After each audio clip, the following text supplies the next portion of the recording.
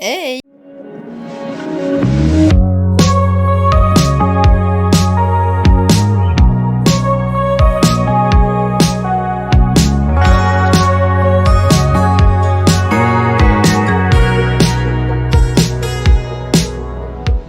J'espère que vous allez bien, en tout cas moi j'ai la pêche. Je vais vous parler du livre La vie en vert et orange de Maggie May que j'ai reçu par les éditions Vérone.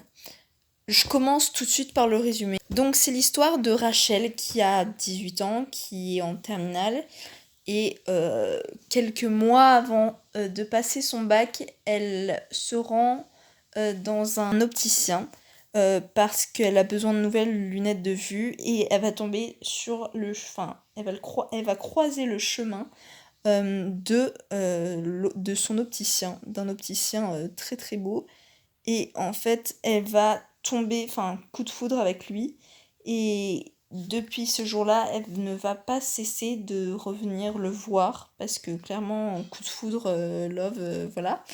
Et donc en fait, on va vraiment suivre Rachel, donc de ce coup de foudre, on va dire, à la... pas à la fin de leur histoire, parce que de toute façon, l'histoire s'arrête toujours à un moment, mais jusqu'à une avancée dans l'histoire, on va dire. Et on va voir un peu l'évolution de la relation. Et donc moi, je vais vous donner mon avis tout de suite.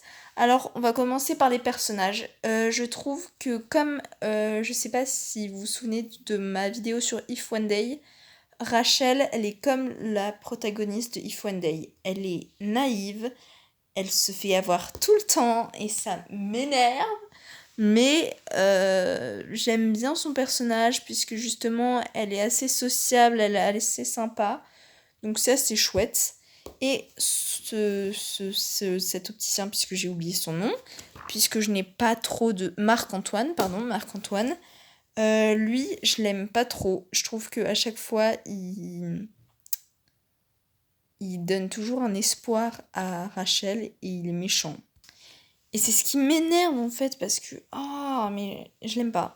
Euh, on peut dire oh mais il est trop gentil. Non, je ne l'aime pas. Ok, je trouve que les personnages sont assez bien développés parce qu'il fait 260 pages. Il est assez gros vraiment.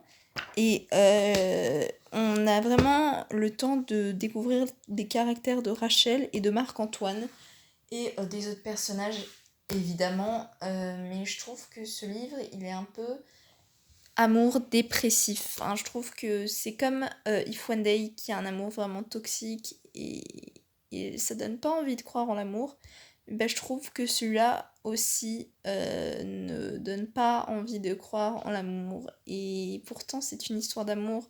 Mais c'est ça qui m'a énervée. C'est en fait, j'ai mis 4 sur 5. C'est pour ça que j'ai pas mis le 1. Parce que à chaque fois, c'est juste parce que ça ne fait pas croire en l'amour. Et ça m'énerve parce que faites-nous croire en l'amour, quoi. Donc, passons les personnages. Donc, l'histoire en soi, elle est pas mal.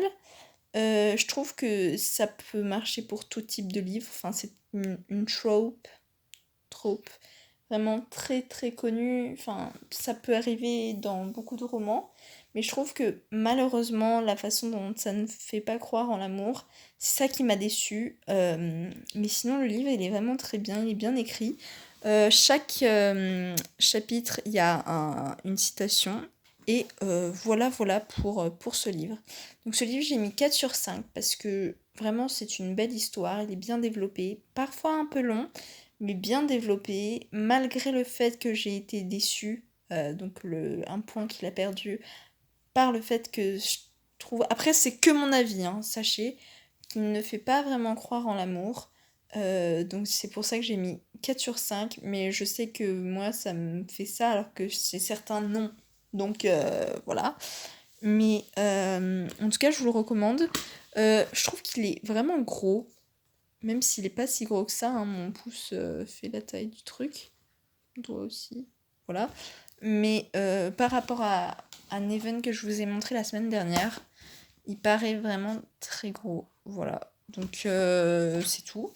Donc en tout cas, j'espère que cette vidéo vous a plu. N'hésitez pas à vous abonner pour suivre toutes mes aventures. N'hésitez pas à la liker du coup si ça vous a plu. N'hésitez pas à me dire en commentaire si vous avez lu ce livre ou si vous vous avez en tête l'idée de l'acheter. Et n'hésitez pas à me donner votre avis sur ce livre, parce que justement, ça me permettrait de partager avec vous ce que j'ai aimé, ce que vous avez aimé, ce qu'on n'a pas aimé, Voilà. Et ce serait très intéressant. Sur ce, moi je vous dis bye!